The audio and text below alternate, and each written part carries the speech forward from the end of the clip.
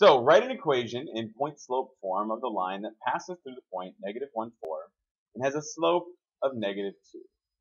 So recall that my formula is y minus y1 equals m times x minus x1.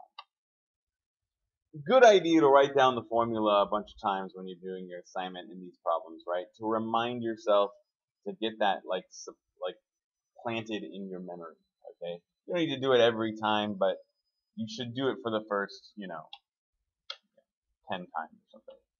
Okay, there's my x1. So that's the value that I'm going to be plugging in right there. And then here is my y1, which is what I'm going to plug in right there.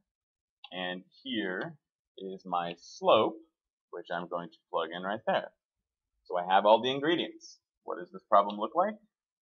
It is y minus 4 equals -2 times x minus -1.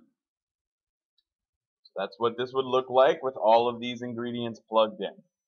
-1 in for my x1, 4 in for my y1, and -2 in for my slope. And then to finish this up, to clean it up, y minus 4 equals -2 times x plus 1 instead of -1, because we don't want this to be a minus and negative. Okay? And again, notice this key thing, because we're about to do this in reverse in the next problem. This x plus 1 looks like -1 because we're subtracting a negative, right? Because we're subtracting a negative. And this y minus 4 is the 4 from there, but it's -4 instead of a positive 4 because we are subtracting 4 in our formula. So keep that in mind as we look at this next example. This next example, we're going to take something that's already in point slope and we're going to graph it.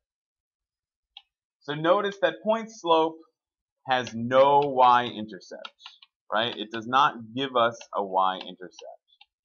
So we need to do this without plotting a y-intercept first.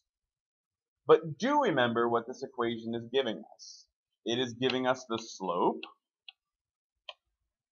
and it is giving us a point.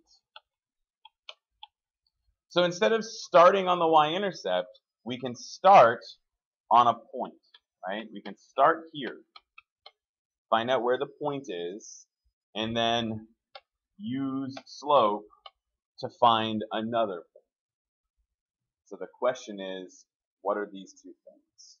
Well, slope is easy to find, right? It's our m. Remember, this is y minus y1 equals m times x minus x1. So what are all of these numbers? Slope, 2/3. Find that fairly easily. The point is the x1, y1. So what are those values? Look, the x1 and the y1 are coming from this part of our formula. But that y1, look at that negative sign. Remember what happened in the previous problem. When that negative sign was there, this was minus a negative, and that made that x plus 1. So when we're looking in the other direction and we see this as y plus 2, we know that the y1 value has to be a -2. And in that same way, the x1 value is a positive 3. So there's my starting point, 3, -2. Now let's just take all those ingredients and put them on the graph.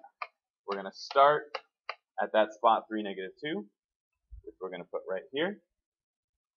And then we're going to use our slope of 2/3 to find the next spot. That's up to right 3. And then that is our line. We are finished. Got a graph for you to try in your Canvas thing. So flip over, give that one a try, and we'll do it together in the next video.